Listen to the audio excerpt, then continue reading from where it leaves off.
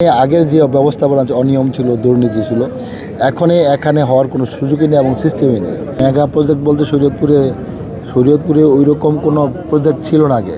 আগামী দিনে ইনশাল্লাহ আমি বলি না, এটা আমার পরিবার, আমরা করব।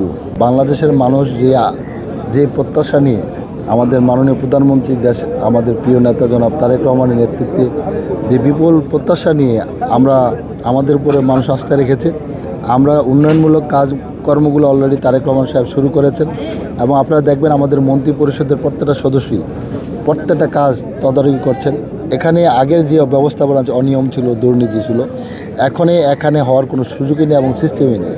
আর বিশেষ করে কেউ সাহস করছে না, কারণ মাননীয় প্রধানমন্ত্রী এইভাবে প্রত্যেকটা কাজ মনিটর করছেন তার প্রধানমন্ত্রীর দপ্তর থেকে। সে ছুটির দিনও কাজ করছেন, বন্ধের দিনে, ঈদের বন্ধের দিনেও কাজ করছেন। সেই কারণেই কোনো কন্ট্রাক্টর বিগত দিনে যা করেছে ওই লুটপাট আর ওইভাবে নির্মমানের কাজ করার কোনো সুযোগ নেই এখন। মেগা প্রজেক্ট বলতে শরীয়তপুরে ওই রকম কোনো প্রজেক্ট ছিল না আগে। আগামী দিনে ইনশাল্লাহ আমি বলি না, এটা আমার পরিবার, আমরা করব। কি করব সেটা দেখার জন্য অপেক্ষা করব।